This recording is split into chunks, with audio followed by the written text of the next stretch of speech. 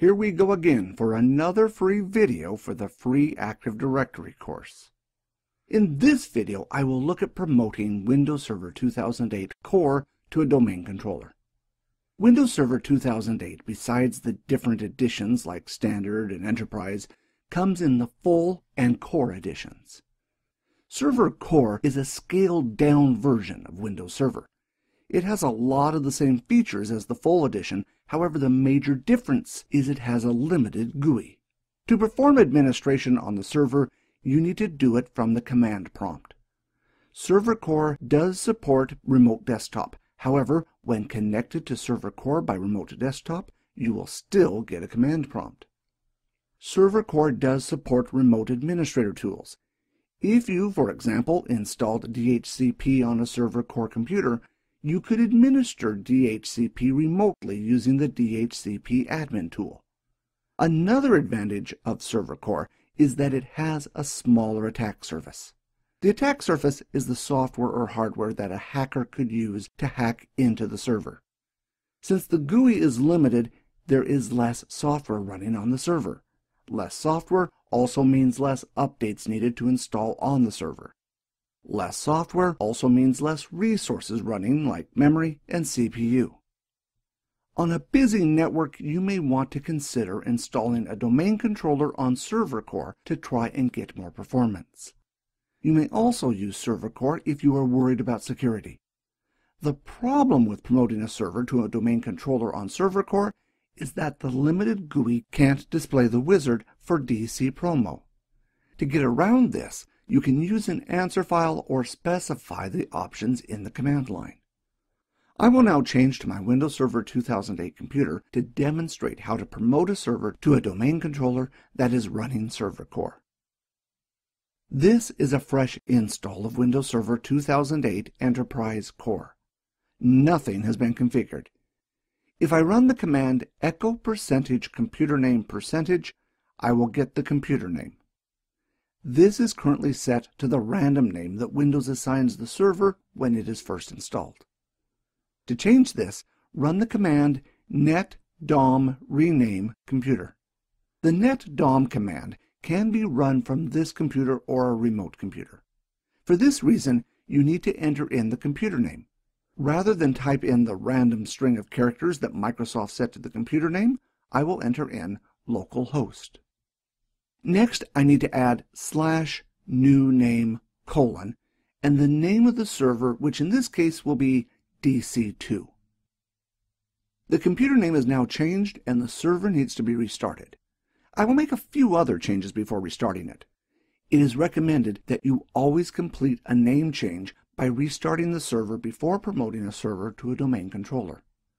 In order for this server to contact another domain controller to replicate the Active Directory database, I need to configure an IP address. First, I will run the command netsh interface IPv4 show interfaces. Each interface has a name. The default for the first network connection is local area connection. Rather than typing in a long interface name like this, I will look at the left-hand side and get the index number for that connection and use that in future commands. In this case, local area connection has an index number of 21. The next command that I will run is netsh interface IP4 set address. This will set the IPv4 address for the network adapter. Next, I need to enter in name equals 21 for the adapter, or I could have also put in local area connection. Following this, I need to add source equals static. If I wanted to use DHCP, I could have put in source equals DHCP. Remember that for a domain controller, you need at least one static IP address. After this, I finally get to put in the IP address, subnet mask, and the gateway with the arguments address, mask, and gateway. Next, I will set an IP version 6 address. The command starts out much the same. netsh interface IPv6 set address. After this, the name parameter changes to interface equals 21. Next, I need to enter in address equals and the IP version 6 address. Now that I have an IP address on the network adapter, I next need to configure the DNS servers. This is once again done with NetSH interface IPv4 followed by add DNS server to tell NetSH I'm configuring a DNS server. After this, once again, I need to put name equals 21 for my network adapter and then address equals and the IP address of my first DNS server. In this case, I will put the IP address of my first domain controller, DC1. It is important to set a DNS server that holds DNS records for that domain, otherwise the promotion to a domain controller will fail. Windows can have multiple DNS servers, so next you need to set which DNS entry that you want to change. In this case, I will set the first one with index equals 1. Since I will be installing DNS on this server as well, I will recall the last command by pressing up and changing the address to the loopback connection, 127.0.0.1. I will also add index equals 2 to the end to change the second DNS server entry. Notice that when I run this command, I get an error message saying that the DNS server is incorrect or does not exist. What has happened is that Windows has attempted to contact the DNS server and has not got a response. This is to be expected because I have not installed DNS as yet. The second DNS server will still get added regardless, so it is safe to ignore this message. If I want to see which roles are already installed on this server, I can run the command oclist. I still add the pipe more switch so that output will stop once the screen is full. I could install the DNS role when I promote the server, but sometimes it is easier to install the role separately. When you use the GUI interface, it is easy to tick the correct tick box to install the DNS role. When you use the command line or an answer file, it is easy to overlook this, as you will see. Notice the role is listed as DNS Server Core role. It is important to take note of correct spelling, uppercase and lowercase letters, and the use of hyphens or the next command will not work. To install the DNS role, run the command start with the W switch.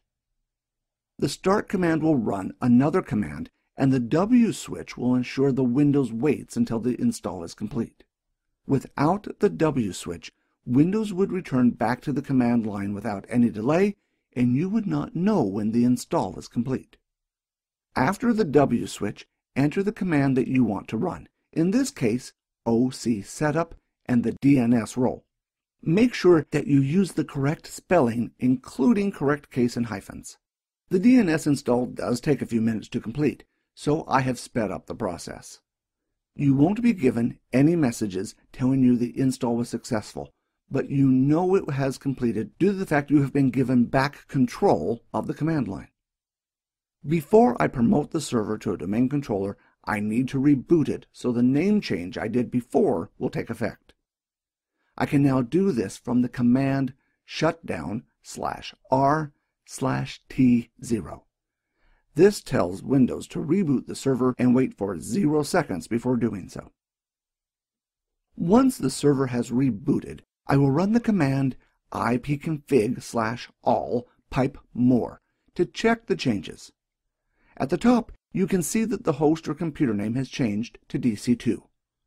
Down further, you can see that network configuration, like IP addresses and DNS server, have also changed. There are two ways you can promote a server to a domain controller: using an answer file or using the command line. First, I will look at using an answer file. To do this, I will map a drive to my other domain controller. In the previous video, I exported the DC promo settings to a text file. This text file I will copy to this computer. Once copied, I will open the file in Notepad, one of the few GUI-based software that works on Server Core. This file was created based on being the first domain controller in the forest. Since I am installing an additional domain controller in the same domain, some changes need to be made to the file before I can use it. If I were to use this file, the install would fail. If you would like a full list of options for this file, please look up Microsoft KB article 947034. First of all, I need to change the top setting Replica or New Domain. Currently this is set to Domain. Since this is another domain controller in the same domain, I need to change this to Replica. Replica simply means another copy of an existing domain controller. The next option below this is New Domain. Since this is not a new domain, I will comment this line out by putting a semicolon at the start of the line. Below this is the option New Domain Name. This needs to be changed to Replica Domain DNS Name since we are adding a domain controller to an existing domain. Next, I need to add the domain, username, and password for an account that has access to add domain controllers to that domain. This account will need to be a member of the Domain Administrators Group. For new domains, it will need to be a member of the Enterprise Administrators Group. The user account is added with the user domain, username, and password options. The last option that I need to set is the Safe Mode Admin password. This is used to recover Active Directory and boot Active Directory into recovery mode. One point I will make with passwords is Windows will edit this file after you use it and remove all the passwords. This is done so if the file falls into the wrong hands after you use it, they won't have what passwords you used. Once I exit and save the file, I can now run dcpromo with the /unattended switch, followed by colon and the file name for the answer file. If I were to now press enter, this server would be promoted to a domain controller using the answer file to answer any setup questions. Creating an answer file will allow you to promote a server core computer to a domain controller. But let's face it, creating an answer file can be a lot of work, especially if you had to create it from scratch. One point I will make is that all the options I used in the answer file can be added to the command line so you don't have to make an answer file at all. To demonstrate this, I will use all the options in the answer file as command line switches. First, I will add /replica or new domain :replica. This tells dcpromo that this additional domain controller is in an existing domain. Like the text file, I will add /replica domain DNS name : and the domain name itfreetraining.local. The next switch I will add is /confirm gc : yes. I did not change this in the text file as it was already present. What this does is make the domain controller a global catalog server. I will cover global catalog servers in the next video, so don't worry if you don't understand how they work quite yet. Next, I will add the switches for user domain, username, and password with a user that has permissions to add domain controllers to the domain.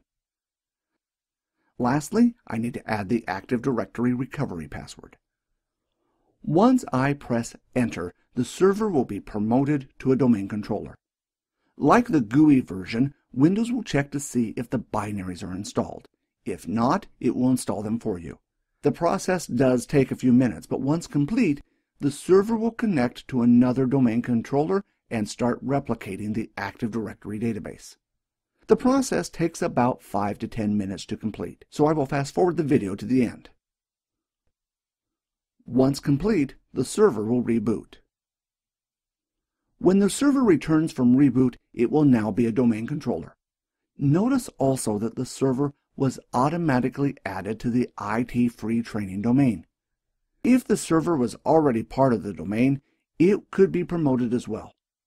Windows will simply add it to the domain if it needs to be. We hope you've enjoyed this video on promoting a server core computer to a domain controller. In the next video, I will look at the global catalog server in more detail. The global catalog server works as an index in Active Directory. Once again, thanks for watching.